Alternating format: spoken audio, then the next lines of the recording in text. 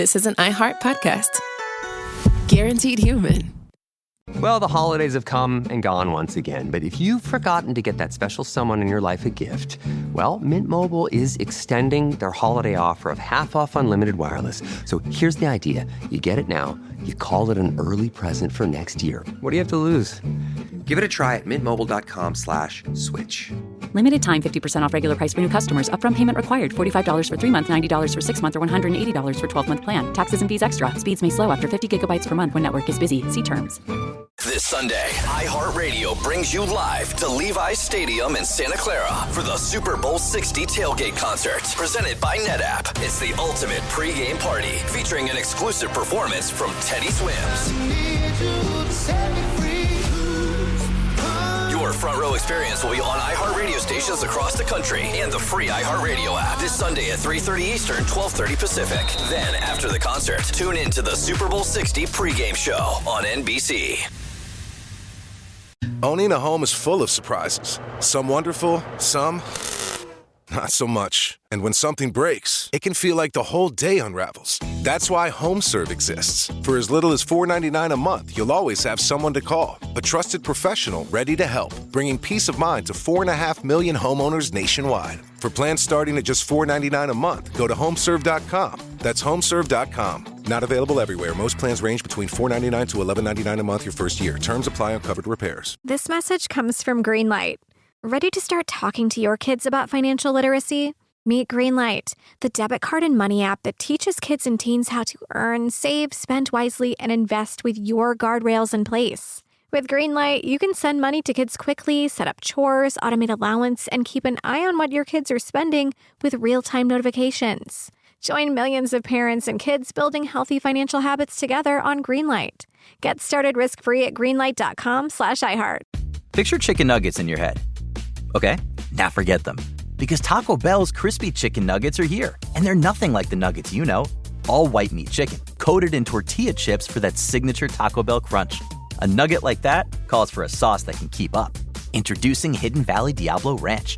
The iconic ranch you love, fired up with Taco Bell Diablo sauce. Bold meets bolder. Ranch meets Diablo, and it works.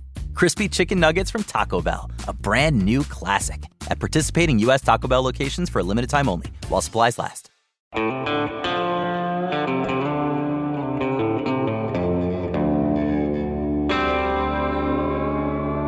Body Bags with Joseph Scott Morgan.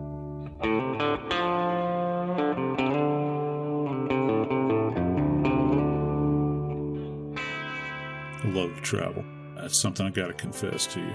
I probably value now at this point in my life travel more than I do any kind of material possessions that I might have or have had at any point in time in my life. My wife and I were ready to go at a second's notice, and as time has progressed, I carry less stuff with me. I find that I need less stuff. But with that said, I've got a particular bag I like to use, a suitcase. It's generally the only thing I carry other than, maybe a book bag. And it took me some time to figure out which one I actually wanted for the purpose that I had, to carry the stuff I needed. Today on Body Bags, we're going to talk about a case that might be as troubling as anything that I have seen.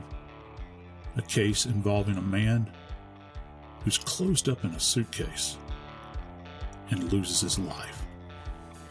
Today we're going to talk about the homicide of Jorge Torres Jr.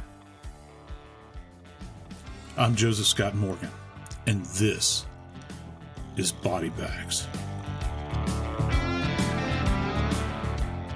Wow, I watched a video recently that just chilled me to my absolute core. I don't know in recent memory that I have seen anything like this.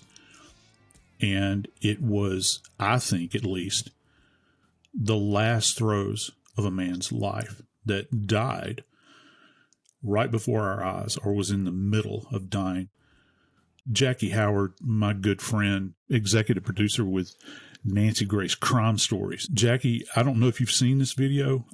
As my friend, I would prefer that you don't watch it, but I got to tell you, it is absolutely horrific.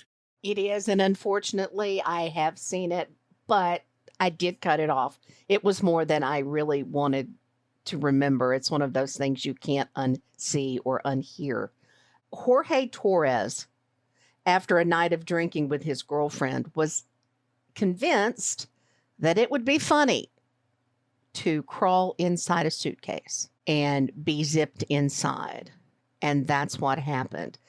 Torres begged to be let out, but wasn't. His girlfriend recording it on her phone, laughing, and Torres begging, crying out to be released, that he couldn't breathe, that he was having trouble.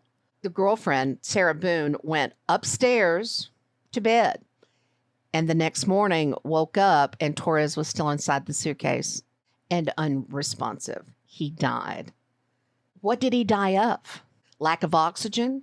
What is his cause of death? Yeah, in a word, it was lack of oxygen, but there's kind of a fine line, when you begin to think about lack of oxygen. There's any number of ways that an individual can asphyxiate, and we certainly talked about quite a number of those over our episodes here on body bags. I think this is an asphyxial death. However, it's not in a classic sense where you begin to think about manual strangulation or ligature strangulation, that sort of thing. This is a unique type of death that is actually called positional asphyxia.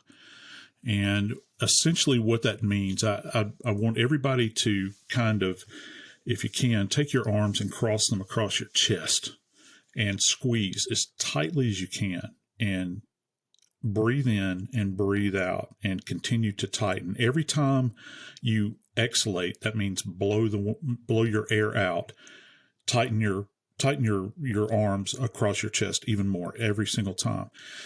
And that is kind of what positional asphyxia is like. And the body, or the decedent, had to have been in a compromised position.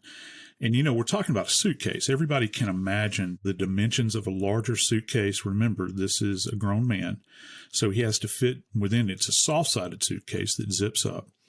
But still, you have to fit within that space. And so every time he would breathe out, he would become more and more contracted in that space, particularly as he begins to panic. I don't know if you've ever had this happen when you were a small child, Jackie, but if you had older siblings or cousins and you guys were roughhousing and you were kind of the person that was on the bottom, on the floor, like a pig pile, they talk about a pig pile. And also if you have someone that gets you in a bear hug, and you begin to kind of have this chest compression that's going in, you're confined, and you can imagine the panic that sets in this kind of circumstance. So long story short, what they actually ruled his death as is asphyxia as a result of positional asphyxia. We've talked about positional asphyxiation related to hazing cases where fraternity brothers have had a party and the pledges have been forced to drink a large amount of alcohol. They pass out or fall on the floor, and then they die from positional asphyxiation because they fall or slump over, and then their lungs can't expand enough to breathe. So is that the same type of thing you're talking about here? Yeah, it's the same principle. And generally there's some type of inebriation that is involved where an individual is either going to be inebriated or drunk on alcohol, or you might have drugs involved. And I got to tell you, over the course of my career, the most common that I encountered were actually heroin overdoses. And the reason is that heroin has this sedative quality to it, and it depresses the system. Alcohol depresses the system, but heroin in particular depresses the system, and you become very drowsy, and cases that I remember are people that would fix on a toilet, say, for instance, sit there and heat their bolus of heroin up, draw it up, and inject it, into their arm where they have a tourniquet in place. And as they get drowsy, they fall off the toilet and slip between the toilet and the wall. Well, that's positional asphyxia because, first off, they're compromised at a toxicological perspective where they have this drug on board and they can't move and they're not aware that they need to move. And then just from a mechanical, like if you think about the autonomic nervous system that tells our heart to beat and all those things that we don't have to think about, the autonomic nervous system can't compensate for that. It can't tell you to breathe more rapidly or more shallow or whatever the case might be. So you get in this compromised position, you can't uptake oxygen. And we know what happens. What happens is that your brain begins to shut down because it's not receiving the volume of oxygen that is required. And what is the volume of oxygen that your brain requires? It has to be sufficient to the task at that particular time. The uptake of the oxygen has to be counterbalanced with the amount of carbon dioxide that you have in your system. So you don't want to be, for instance, there's this idea of rebreathing. For instance, if you're in a confined space, and I think that this may have happened to Jorge, when you're rebreathing, as you exhalate, you're not blowing out oxygen, okay? You're blowing out carbon dioxide. So there's an imbalance that occurs there, particularly if you're in a confined space like this. So your uptake of available air is primarily comprised of carbon dioxide, which is a waste product that's coming out of your body. You're rebreathing that, and so it gets out of balance with the oxygen. And so the brain, begins to scream because it's oxygen deprived. It's just a case of oxygen deprivation. I got to tell you, there was a public service advertisement that used to come on, way back when dinosaurs were on the earth and I was a little boy. And it really stuck with me. And I'm sure that some of our listeners have probably seen this. But there used to be a problem with kids playing hide and seek. And they would go and they would play hide and seek in vacant lots. And what they would do is crawl inside of empty or in discarded refrigerators. And they would shut the door behind them. And, back then, in those days, you had an exterior latch on the refrigerator, so you couldn't get out. And it's got this rubber gasket that seals it.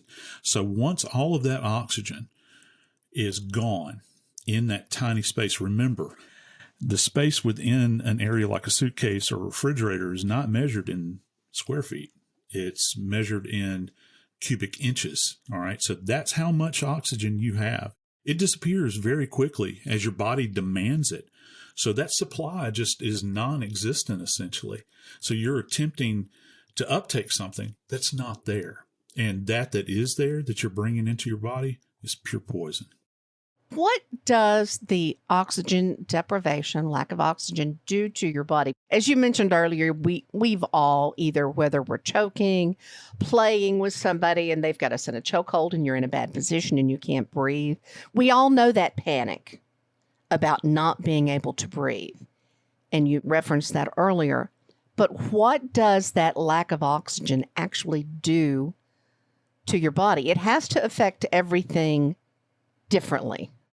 I think that probably the most obvious response that you see, if you've ever seen anybody that's having like a panic attack where they can't control their breathing, they begin to shallow breathe, they get lightheaded, that sort of thing. Imagine that times, 50. If you're running out of oxygen, with panic attacks, most of the time people are in a wide open space and they can breathe. There's oxygen available, but their mind has got them in such a state that they begin to panic and shallow breathe. Well, in the reality that Jorge faced in this particular circumstance, he would have had this kind of primal response. Keep in mind, right above your kidneys, bilaterally, there are two glands. They're the adrenal glands, and they're sitting there. And it's fight or flight, baby. And when that adrenaline starts to pump into your system, your body is screaming out. It needs to do something. It needs to do something superhuman in this particular instance. And the more you begin to panic, the more fuel you need. All right. And if you think of oxygen as fuel, you're needing more and more of it in order to function and in order to increase strength, speed, all of those sorts of things. And can you imagine being inside of this thing and you can't get out? And he's fighting in this environment as best he can, struggling, and with every turn of his body, with every shout, because you can hear him, on the videotape, every time he shouts out to his girlfriend. He's using available oxygen at that point in time, and he continues to shallow breathe. So the more shallow you breathe, the more oxygen you're burning through at that point in time. There's probably going to be an associated terrible headache that comes along with this. Blood pressure is going to rise significantly. It's going to spike. And your lungs also will become markedly heavy. You'll have a fluid buildup in your lungs as a response to this. So anything and everything that could go wrong in this particular circumstance from a physiological standpoint goes wrong for your body if you have any chance of surviving. Let me tell you something. They'll have old black and white movies on television or these film clips of people like Harry Houdini, and they're bound up or they're placed in a safe or whatever it is, and they're attempting to get out. I can watch that and begin to panic. I don't like small spaces. And can you imagine if you don't like small spaces, suddenly finding yourself in this environment, and no matter what you do, how much you scream, how much you claw, you cannot free yourself from this prison that you found yourself in suddenly. But what does it actually do to your body? You touched a little bit on it. Your lungs get heavy, but we were talking about the brain.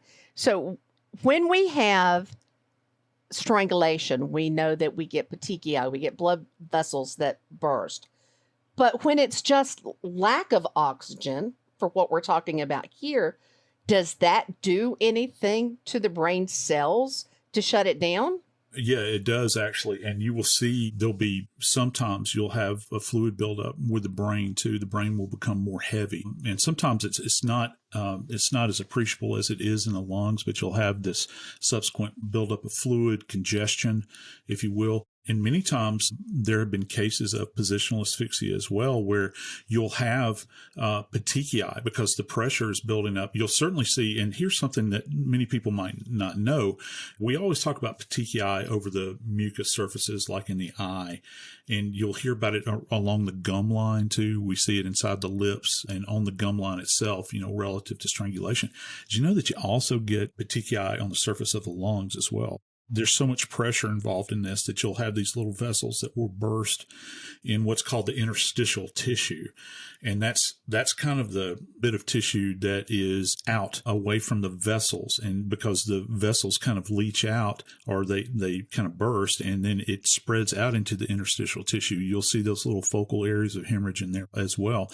So probably back to the brain, one of the things that you're going to see specifically is that there will be this congestion of the brain, and many times, Jackie, this will also lead to a seizure because the brain activity is so skewed at this point in time. The brain essentially goes into a shutdown itself, and the individual will many times wind up having a fatal seizure. Do the brain cells explode or shrivel? I mean, I guess I'm trying to understand what it is about the lack of oxygen. I mean, we all know we have to have oxygen to survive, but how is it that the lack of oxygen just makes you die? I think that this is important to remember, is that the brain, as we've touched on before, is the most vascular organ in the body. And what that means is that it has the most blood supply. Okay. So we have to ask ourselves this question, why? And I hate why, but what is the purpose of this incredible blood supply that the brain has? Well, the answer to that question is the fact that it has a super demand for oxygen because of all of the functions that it carries out. So when you begin to think about why somebody would die as a result of, say, a seizure, or the brain would get congested, just think about the fact that it is, in some people, some old timers, particularly relative to forensic pathology, they'll talk about strangulation of oxygen to the brain. And it's just kind of a euphemistic term that they're saying. And what they're meaning is that the brain itself has been depleted of oxygen many times. And sometimes as well, and this is kind of fascinating from the standpoint of looking at the brain, what we refer to as grossly. Gross, not in the sense of, ooh, that's gross, but grossly means with the unaided eye. Like when you take a look at it after it's been removed at autopsy, the brain will be heavy because it's congested. But the other thing is that it will have kind of a blanched appearance to it because of the lack of oxygenated blood that has been going to it. So it'll have more of a pale appearance to it as opposed to the kind of healthy pink color that it has. You know, people talk about gray matter and white matter and all of that, and that is true. But the brain has kind of a pinkish hue to it, you know, when it's removed. And most of the time that's a sign of a healthy brain. But when you see one that has kind of got this kind of pale discoloration to it, it's one of the things that you have to think about relative to oxygen supply.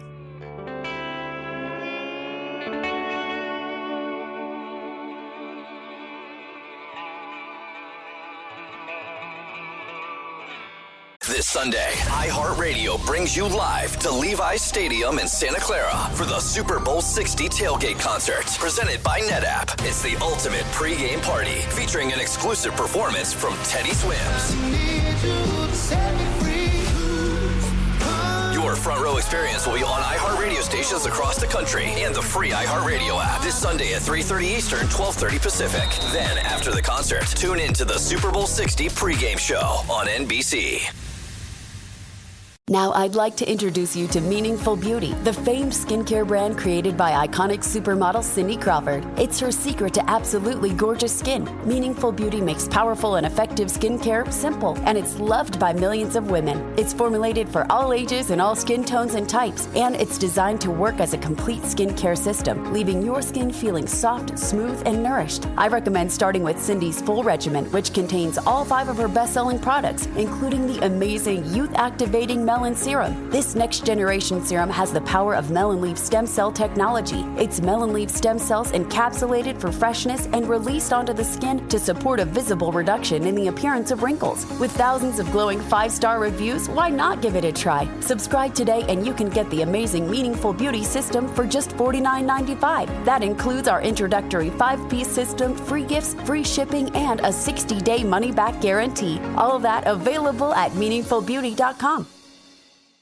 Well, the holidays have come and gone once again, but if you've forgotten to get that special someone in your life a gift, well, Mint Mobile is extending their holiday offer of half off unlimited wireless. So here's the idea. You get it now. You call it an early present for next year. What do you have to lose? Give it a try at mintmobile.com/switch. Limited time 50% off regular price for new customers. Upfront payment required. $45 for 3 months, $90 for 6 months, or $180 for 12-month plan. Taxes and fees extra. Speeds may slow after 50 gigabytes per month when network is busy. See terms. Are you a fraud-paying American? It's a fact that 1 in 4 honest, hard-working, tax-paying Americans has been a victim of identity theft. With LifeLock Identity Theft Protection, though, if your identity is stolen, they fix it, guaranteed, and get you your money back. Last year, the IRS flagged over $16 billion in refunds for identity fraud. That's billions of dollars that could come from your salary, overtime, or second job. But this year, you don't need to stay a victim. LifeLock monitors millions of data points per second for your personal information and alerts you to threats you could easily miss on your own. And if your information does fall into the wrong hands, only LifeLock has U.S.-based restoration specialists who are backed by the $1 Million Protection Package. Because this tax season, fraud-paying American is something no American should have to claim. Visit LifeLock.com/iHeart and save up to 40% your first year. That's 40% off at LifeLock.com/iHeart. Terms apply. Did you know that parents rank teaching financial literacy as the toughest life skill? That's where Greenlight comes in, the debit card and money app made for families. With Greenlight, you can send money to kids quickly, set up chores, automate allowance, and track spending with real-time notifications. Kids learn how to earn, save, and spend responsibly, while parents have peace of mind, knowing smart money habits are being built with guardrails in place. Try Greenlight risk-free today at greenlight.com/iHeart. That's greenlight.com/iHeart.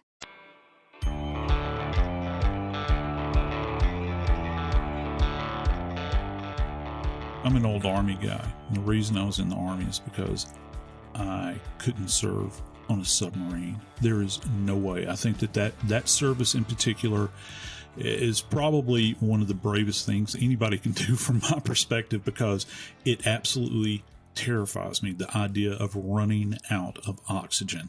It sends a chill up and down my spine. And I have friends that they like to call themselves submariners. That would never be for me, Jackie. Well, for me either. I was a lifeguard for many, many years. And, one of the things lifeguards like to do is work on how long they can hold their breath. But the idea of that, I have caught myself while we're sitting here talking, I have caught myself making a point to take deep breaths simply because what you're saying to me is almost putting me into the panic mode that you were talking about. I mean, making myself consciously take deep breaths so I can imagine if I really couldn't breathe, what kind of a panic I would be in. Don't worry about that. Your autonomic nervous system is going to take care of that. You're going to continue to breathe. We're going to make it through this. I promise you. That's good to know. It's absolutely terrifying. And I can't emphasize that enough. And that's what grabbed me about this case. And the reason I wanted to talk about it, it's not that often, I think, in forensics that you come across something like this because it's so unique. It's so unusual. There have been cases over the years, I think, where people have famously been kidnapped, for instance, and, they've been placed into a coffin alive, for instance, and the kidnapper will say, listen, we'll tell you where the person is if you give us the money and that sort of thing. And again, my blood pressure begins to go up at that point. It's absolutely terrifying. And I think that that's what struck me with this case because there's so much going on physiologically. In the case of Jorge Torres Jr., you begin to think about, we know that he was essentially zipped up in this suitcase. But here's something interesting. And, we talked about oxygen deprivation. We talked about positional asphyxia. But here's something that I haven't mentioned yet. Contained within the suitcase where this man was held essentially by his girlfriend, allegedly, were other items. And the police have not released the information yet regarding what those items were, but I'll put it to you this way. What they've said is that these other so-called items that were found in the suitcase, these things were going to be donated, like taken to, Goodwill or Salvation Army or one of these places.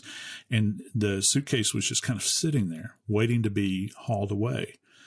And the fact that he was placed in there, not just in this space that's obviously very tight and very contained, he was placed in there with other objects. So you got a couple of things working here. First off, if you're trying to move your body into a position where maybe you can breathe a little bit better, that ability is going to be impeded greatly by whatever items that are in there. And just like I'd mentioned earlier, relative to ice boxes and refrigerators and that sort of thing, those spaces are measured in cubic inches, very tiny spaces. Well, this space is as well. So for every item, just do the math here, for every item that you have contained in the same space with Jorge, that is going to be less of a space that oxygen can actually occupy. And just let that sink in just for a second, because now you're talking about a condition called oxygen displacement, which means you have other things in the same space that are taking up space.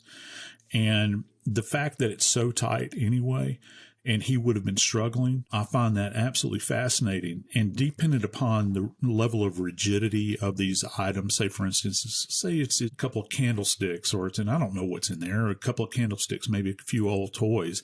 If these things are rigid, and can you imagine the pain that would be associated with that, in addition to trying to move and being in this already highly agitated state? It, again, adds another layer of terror to this. Well, let me add on to what you're talking about. Sarah Boone, her body weight would have even further lessened his space to breathe in and his ability to breathe. Well, here we go. We've got another type of asphyxia to talk about now, because now, wow, how many are we up to now? Now we're talking about something called compression asphyxia. Compression and positional are not the same thing? No, it's not. It is not. People can say that it is, I suppose, but they're kind of delineated. Generally, if you think about positional asphyxia, most of the time folks will think about somebody that is in a contracted position and they're unable to kind of extend their body to the point where they can breathe. Say, for instance, like Mr. Torres, if you're in a fetal position, which we would have to assume that he probably was, with his knees drawn up, his back curled, almost in a tortoise-like, posture, arms tucked perhaps in front of him, that's a positional event, okay? And you can't extricate yourself from that. Now, that is different than compression asphyxia.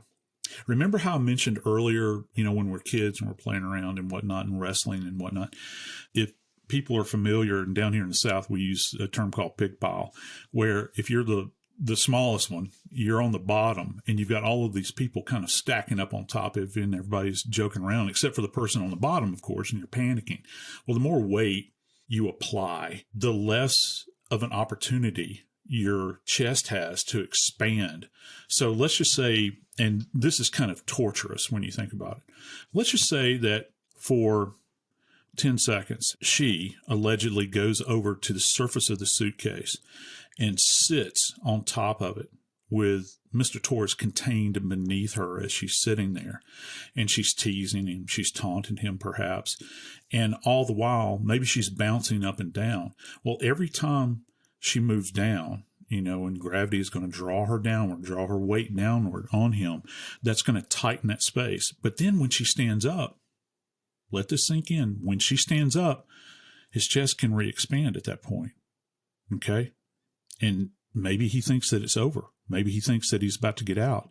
And all of a sudden he starts breathing normally, or as normal as he can in the space. And then all of a sudden she sits back down. And kind of this continuous repetitious event like this, it kind of sneaks over into the area of torture, because this is something that you might see, for instance, in a situation, say, with a torture event from the medieval times, where they're tightening some kind of encasement upon you. Famously, there was the fellow during the Salem witch trials that, he famously said, because he would not confess to being a witch, and they would pile stones on him to try to get him to confess. And the last words he ever uttered as they were putting more and more weight on him was, he said, "More weight," because he would not confess. And so that is compression asphyxia. The more weight that you have on you, the less you have as far as a capacity for your lungs to expand. And that, again, adds another layer to this that's absolutely horrific. How much does your size play into how much weight that you could hold, in that you would still be able to breathe, that you'd still have room? When we breathe in, there's two types of breathing, whether people realize it or not. You have chest breathing and diaphragm breathing. When you're a singer or you're a public speaker, you breathe from the diaphragm because it gives you greater wind volume. When your lungs expand inside your chest, they don't have a lot of room, but there still is some room. So how much does your chest have to be compressed or unable to expand for this type of asphyxiation to happen? I think that it would take a pretty detailed study in order to come up with a specific number. But let's just kind of begin to factor it like this. You begin to think, the larger the person you are, first off, a large person is not going to be able to fit inside of that suitcase to begin with. I'll make no bones about it. I got a 50-inch chest.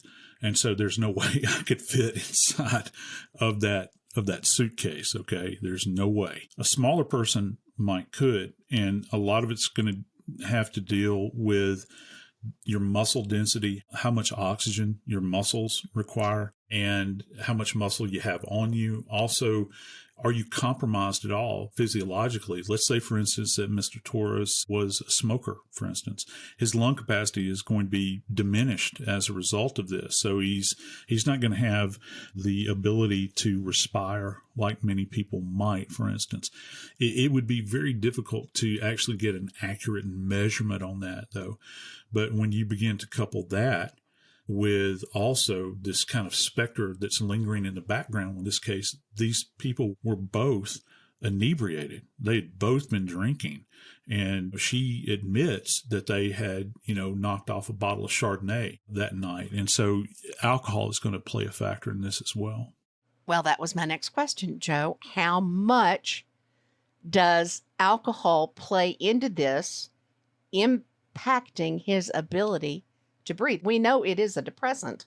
You're absolutely right, Jackie. It is a depressant. And obviously, we've seen people that have been drunk and they become violent. I've certainly witnessed the end result of that many times on cases I've worked. It doesn't necessarily make everybody go to sleep. I've got, friends that'll say, well, all it takes from me is one glass of wine. I'm passed out in the corner. And I'll have other friends that'll say, well, don't put any tequila near me. I'm going to wind up ripping the place apart.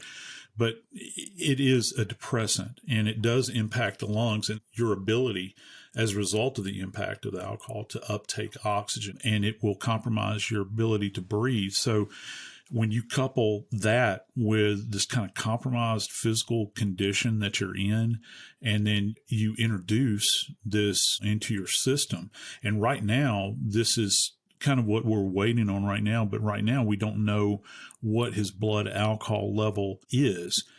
And, I tried listening to this tape as little as I possibly could, but I had to go back and listen to it. And, his voice, it sounds very shaky and kind of slurred. And I had to think, well, am I hearing this because he's running out of oxygen, or am I hearing this because he's inebriated? Or is it a combination of both? I think that it's probably a combination of both, but the combination of the alcohol along with compromised physical positioning in this case, it is absolutely a recipe for death.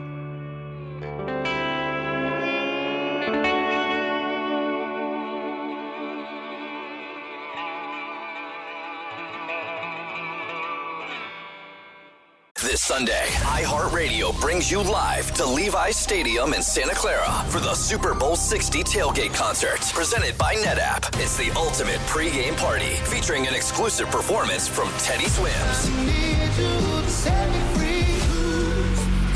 Your front row experience will be on iHeartRadio stations across the country and the free iHeartRadio app this Sunday at 3:30 Eastern, 12:30 Pacific. Then, after the concert, tune in to the Super Bowl 60 pregame show on NBC.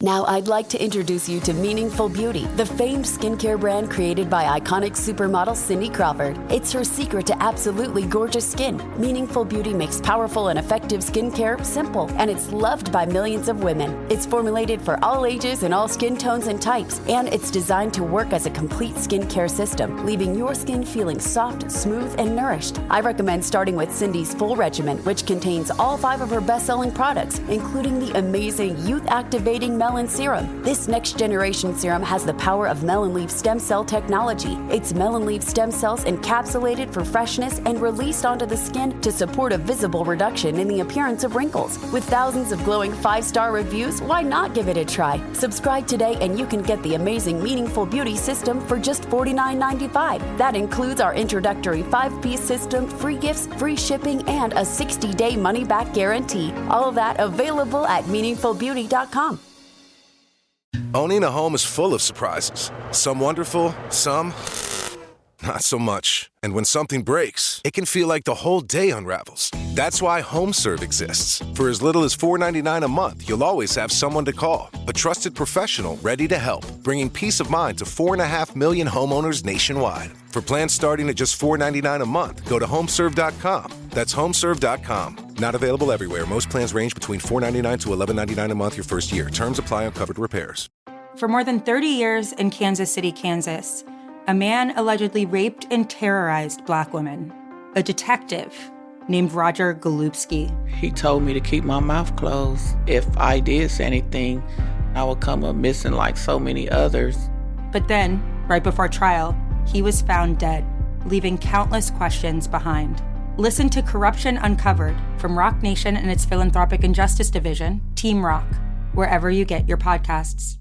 Support for the show comes from Public, the investing platform for those who take it seriously. On Public, you can build a multi-asset portfolio of stocks, bonds, options, crypto, and now generated assets, which allow you to turn any idea into an investable index with AI. It all starts with your prompt. From renewable energy companies with high free cash flow to semiconductor suppliers growing revenue over 20% year over year, you can literally type any prompt and put the AI to work. It screens thousands of stocks, builds a one-of-a-kind index, and lets you backtest it against the S&P 500. 1-800. Then you can invest in a few clicks. Generated assets are like ETFs with infinite possibilities, completely customizable and based on your thesis, not someone else's. Go to public.com/podcast and earn an uncapped 1% bonus when you transfer your portfolio. That's public.com/podcast. Paid for by Public Investing. Brokerage services by Open to the Public Investing Inc. Member FINRA and SIPC. Advisory services by Public Advisors LLC, SEC registered advisor. Generated assets is an interactive analysis tool. Output is for informational purposes only and is not an investment recommendation or advice. Complete disclosures available at public.com/disclosures.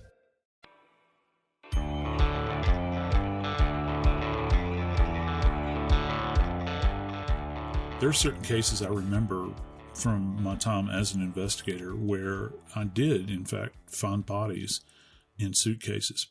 But most of the time, when I found bodies in suitcases, they were not completely integrated. As a matter of fact, most of the time, they had been dismembered. And in this particular case, I cannot imagine what the medical examiner investigator's reaction was when they showed up at the scene, and you've got a full-grown man folded up inside of a suitcase. Because we had a full-grown man inside a suitcase, he had some other injuries. What were those injuries, and were they caused by him trying to get out of the suitcase since nobody was going to let him out? When I heard that he had injuries on his body, that was the first thing I'm thinking about, because I've always got this, going back to this idea of enclosed spaces and how horrible this is. You begin to think about, tales of people trying to scratch their way out of being buried alive in coffins and all that sort of thing. You'd see broken nails and nail marks everywhere. That's not what we're talking about here. That is not. We have to go back and remember this is not like a hard-sided suitcase. This is a soft suitcase. Okay, it's made out of fabric of some type, and it's some kind of man-made woven fabric, manufactured fabric. And you begin to think, well, how did he get bruises on him? Because they're talking about, and they use this term specifically, they say that he has sustained blunt force trauma. And anytime you hear that, you got a couple of things that you can consider. Either these are defensive wounds where somebody's in a fight and they're throwing their hands up or trying to get somebody off of them. Maybe they've been struck by an item in that sense, kind of in a defensive posture, or they're on the receiving end of being pummeled. Remember, he had been in there for some time. Who Lord only knows what else could have happened to him once he was in there. I don't think that, the entirety of his encapsulation in this thing was videotaped. Obviously it wasn't. Matter of fact, it cuts off very suddenly. He's got blunt force trauma, and it is within reason. It is within reason that he could have sustained blunt force trauma at the hand of someone literally pummeling him through this soft-sided luggage. And you think about this man is begging for his life. You can hear him on the videotape. He's begging for his life. He's crying out. He's asking for mercy. He's referring to Ms. Boone, continues to refer to Ms. Boone as babe, a term of affection. Babe, please let me out. I can't breathe. I can't breathe. And he's actually verbalizing the fact that he cannot breathe. He has an awareness that he cannot breathe. Let that sink in just for a second. This guy knows he's running out of oxygen. Even in an inebriated state, he knows that he's running out of oxygen. But yet, you can hear in the video, which sounds like her, that she continues to taunt. And so you wonder, well, how did he come about the blunt force trauma? Was it, again, part and parcel of this kind of terrorizing him as he's encased inside of this soft-sided bag? It is not beyond reason to think that you could either be punched through the bag or stomped on or bounced upon. And keep in mind, he's tightly pressed to the floor, even though he's contained in this bag. If he has any space whatsoever, you might have maybe what's referred to as a coup or contra coup injury, where you have being struck in the head on one side, and the energy kind of travels through the brain. That energy travels to the other side of the skull, and you might have a concurrent area of hemorrhage on the opposite side of the head from where you were actually struck. It's kind of a fascinating manifestation, but we don't know that at this point in time. But that kind of thing can happen in this environment. And so, again, it's going to be interesting to hear the forensic pathologist talk about this at trial that's coming up in November. Sarah Boone at one point told police that Torres had been able to stick 2 fingers out of the suitcase. So she thought he'd have no problems getting himself free. And I was thinking myself that as many times as I've used a zipper in clothes, they fail often. So wouldn't you think that it should have been or would have been easy to get out of the suitcase, Joe? Yeah, and there would be evidence of that, I would think. If the zipper were, in fact, off of the track, they would closely examine that zipper and see if it marries up with the statement that she's given. The problem is, according to the police, is that she's given a number of statements, and some of the stuff that she says contradicts previous statements. And so, look, this is the bottom line, is that the science is going to win out. When they examined the suitcase, one of the things that they would have closely examined when they finally got the suitcase opened up is what condition was his body in? And, we've talked about injuries and all that sort of thing, but what I'm talking about is the changes after death. Our currency in medical legal death investigation is time. That is our currency. As they say, it's the coin of the realm. We try to match things up with timelines that we're given, or we try to we try to assess a timeline based upon what the science is telling us.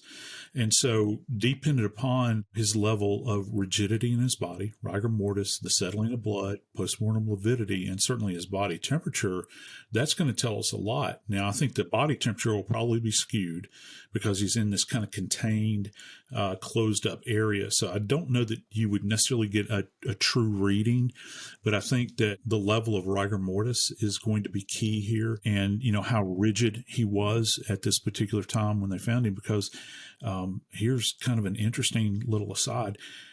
They are actually saying that they believe that Mr. Torres was in there for possibly 11 hours. We know from police reports that this couple had a history of domestic violence. Yeah, going back for some time. There had been visits by the authority out to that location as a result of fights that were going on at the residence. When you begin to put all of this together and you think about what's going to come out at trial relative to their history, I think that probably the prosecution, more than likely, will talk about this. And if this is something else that can kind of be featured in this, and defense might use this too. Remember, in any kind of domestic violence event, if someone has caused a bruise on someone or has drawn blood, guess what the police do? They take photographs of that. And it'll be interesting to see if those types of photographs exist from previous events, and if they are, if they're going to be admitted into court, and we'll be able to kind of do a side-by-side comparison. Did she sustain any kind of injuries in the past, maybe at the hands of Mr. Torres? Or conversely, did she have a history of striking him? And maybe when they call the cops like, how'd you get that shiner, man? Why is it that you have a bruise on your neck? And if those photos exist, and you'll see those in court as well, if in fact they are admitted into evidence. Sarah Boone's trial, as you said, Joe, is expected to get underway in November. Again, she has been charged with Torres' death. She has not been convicted. Everyone is innocent until proven guilty.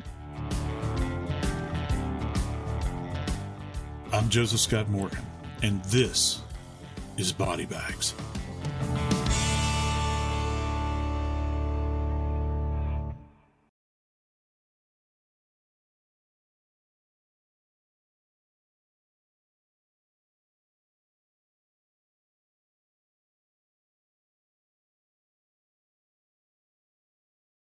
This Sunday, iHeartRadio brings you live to Levi's Stadium in Santa Clara for the Super Bowl 60 tailgate concert, presented by NetApp. It's the ultimate pregame party, featuring an exclusive performance from Teddy Swims.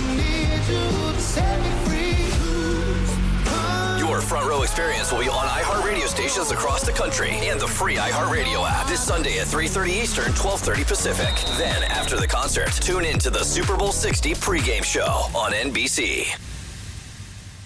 Are you a fraud-paying American? 1 in 4 tax-paying Americans has been a victim of identity fraud. With LifeLock, if your identity is stolen, they fix it, guaranteed, or your money back. Last year, billions in refunds were stolen. Could be from your salary, overtime, or second job. Gone. But this year, you don't need to stay a victim, because this tax season, fraud-paying American is something no American should have to claim. Save up to 40% your first year. Visit lifelock.com/iHeart. Terms apply. For more than 30 years in Kansas City, Kansas, a man allegedly raped and terrorized Black women.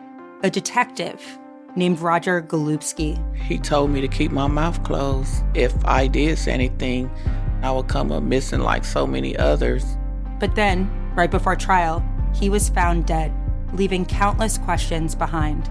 Listen to Corruption Uncovered from Rock Nation and its Philanthropic and Justice Division, Team Rock, wherever you get your podcasts. At CVS, it matters that we're not just in your community, but that we're part of it.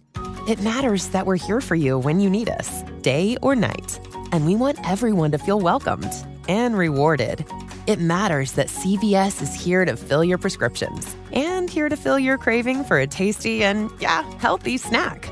At CVS, we're proud to serve your community because we believe where you get your medicine matters. So visit us at cvs.com or just come by our store. We can't wait to meet you. Store hours vary by location. You ever wonder how far an EV can take you on one charge? Well, most people drive about 40 miles a day, which means you can do all daily stuff no problem. Go to work, grab the kids at school, get the groceries, and still have enough charge to visit your in-laws in the next county. But they don't need to know that. And the best part, you won't have to buy gas at all. The way forward is electric. Explore EVs that fit your life at electricforall.org. This is an iHeart podcast. Guaranteed human.